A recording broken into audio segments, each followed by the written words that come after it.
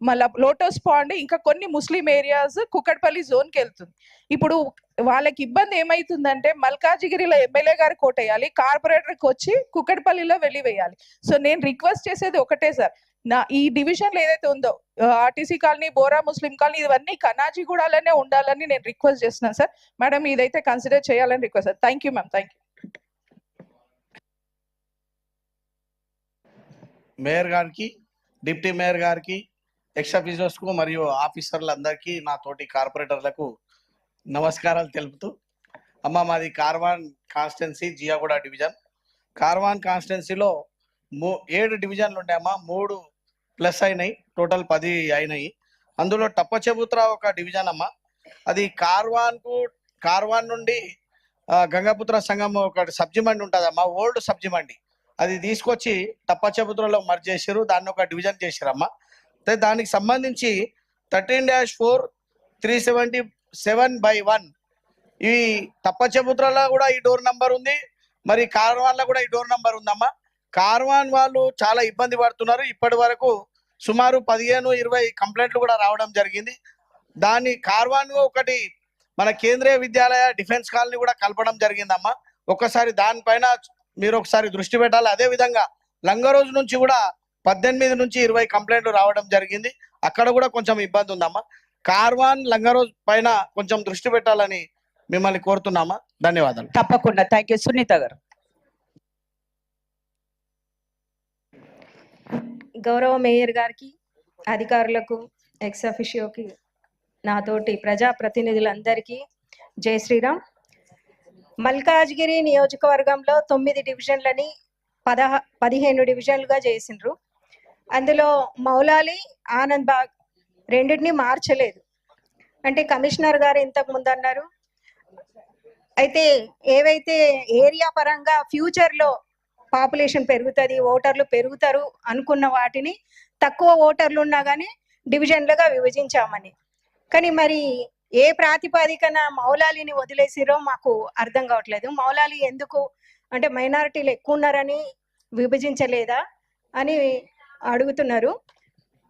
అయితే అధికార వికేంద్రీకరణ అనేది పాలనా సౌలభ్యం కోసం అందరికీ అవసరమే. అందువల్ల అధికారులు అందుబాటులో ఉంటారు, నాయకులు అందుబాటులో ఉంటారు, డివిజన్ అభివృద్ధి చెందుతుంది. పొద్దునుంచి అందరూ చెప్తున్నారు చారిత్రక నిర్ణయం.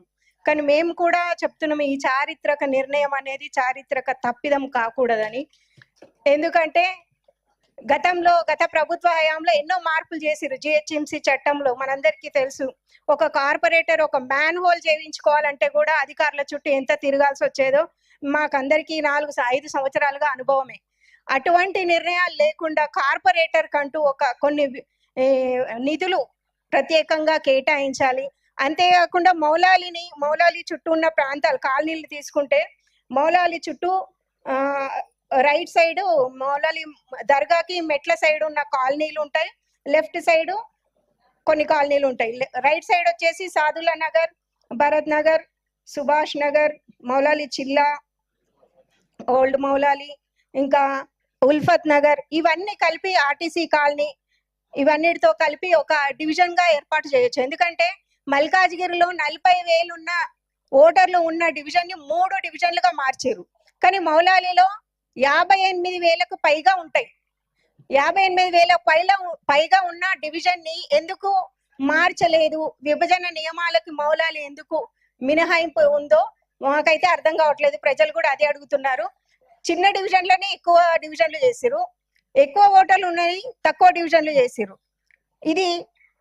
ఇది కొంచెం చూసుకోవాలని చెప్తున్నా. ఇంకోటి లెఫ్ట్ సైడ్ ఉన్నవి హిందూ కాలనీస్. హిందువులు అంటే 2 సైడ్స్ హిందువులు ముస్లింలు ఇద్దరు ఉంటారు.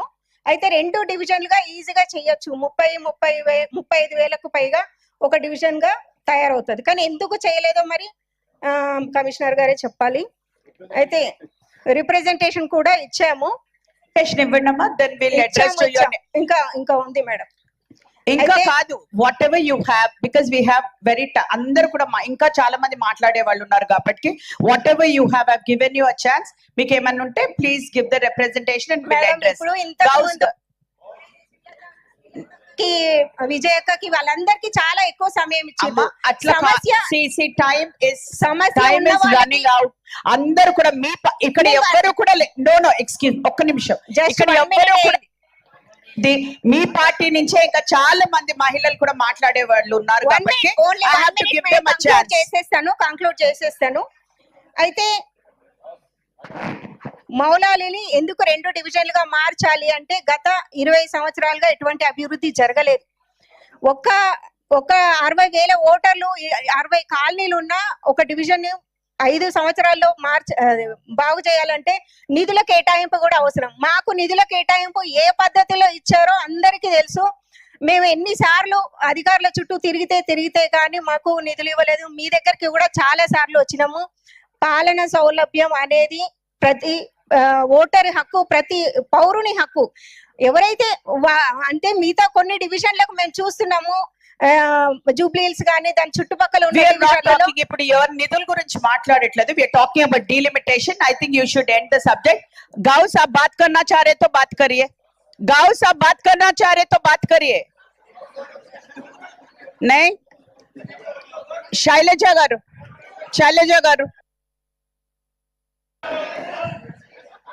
గుడ్ ఈవినింగ్ మేయర్ మేడం గారు, డిప్యూటీ మేయర్ మేడం గారు, కమిషనర్ గారు, ex officio members. Silence please, silence. I'll give it later. నమస్కారం. 2 minutes girls बैठ जाइए. I'll give you the chance. Sit down. girls मैं दूंगी आपको. बैठ जाइए. शैलजा गारू. మేడం నా చిన్న సబ్మిషన్ ఏంటంటే మేము ఏమనుకున్నామంటే 27 మండలాలు ఏదైతే కలుపుతున్నారో GHMC లో అవి సపరేట్ గా 150 డివిజన్స్ చేసి ఈ ఉన్న 150 డివిజన్స్ అలాగే ఉంచితే బాగుంటదని నా చిన్న సబ్మిషన్ మేడం. ఎందుకంటే ఇప్పుడు మనము పొలిటీషియన్స్ గా మనం పబ్లిక్ లో తిరుగుతుంటాం, మనం ఓట్లు వేయించుకుంటాము, కానీ పబ్లిక్ కి ఫ్యూచర్ లో ఎలాంటి ఇబ్బంది కాకుండా చూసేది మనమే కాబట్టి అలాంటి చర్యల్లో కొద్దిగా